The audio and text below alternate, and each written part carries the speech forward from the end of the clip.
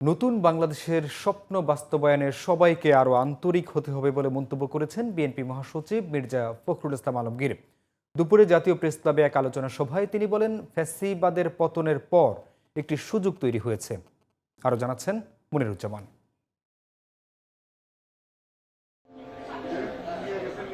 মরণোত্তর ২১শে পদক পাওয়ায় সাংবাদিক মাহফুজুল্লাহর স্মরণে জাতীয় প্রেস ক্লাবে আলোচনা সভা করা হয়। এতে প্রধান অতিথি ছিলেন বিএনপি মহাসচিব মির্জা ফখরুল ইসলাম আলমগীর। তিনি বলেন, মাহফুজুল্লাহ তার লেখনীতে সবসময় রাজনৈতিক প্রেক্ষাপট সঠিকভাবে তুলে ধরেছেন।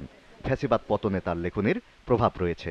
বিতর্ক, তর্ক, সেখানে তিনি অত্যন্ত সাবলীলভাবে তার বক্তব্যটাকে এমনভাবে উপস্থাপন করার সক্ষমতা যার ছিল যে সেখানে প্রতিপক্ষ সেখানে নিঃসন্দেহে পরাজিত হতো। বিএনপি মহাসচিব বলেন, স্বৈরাচার পতনের পর দেশে নতুন একটি সুযোগ তৈরি হয়েছে, তবে সবাইকে আরও আন্তরিক হতে হবে। রাজনৈতিক দলগুলো তারা যে চেষ্টা করেছে, তারা যে ফ্যাসিবাদের বিরুদ্ধে লড়াই করেছে, সংগ্রাম করেছে, সবশেষে ছাত্র এবং জনতার সমবেত প্রচেষ্টায় সেই সম্ভব হয়েছে। আজকে একটা আশার আলো সবাই আমরা দেখতে পাচ্ছি, যে আবার নতুন করে বাংলাদেশকে আমরা গড়ে তুলব। সবাই কথাটা বলছি, এটাতে সবাই মনে হয় আরো অনেক বেশি আন্তরিক হওয়ার প্রয়োজন। প্রধান উপদেষ্টার প্রেস সচিব আলোচনায় অংশ নিয়ে বলেন, সাংবাদিকদের মধ্যে অনেকেই এ পেশার কল্যাণে কাজ করেনি। সেই জায়গায় মাহফুজুল্লাহ ভাই ব্যতিক্রম ছিলেন। প্রথম থেকেই উনি ওনার খুব চোজেন কিছু এরিয়া ছিল।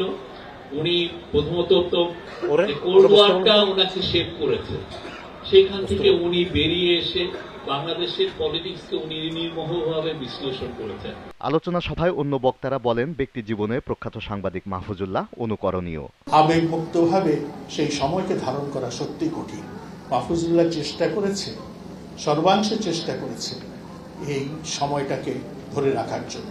যে স্বপ্নের জন্য আমরা লড়াই করেছি, মাহফুজুল্লাহ লড়াই করেছে, সে স্বপ্ন মাহফুজুল্লাহ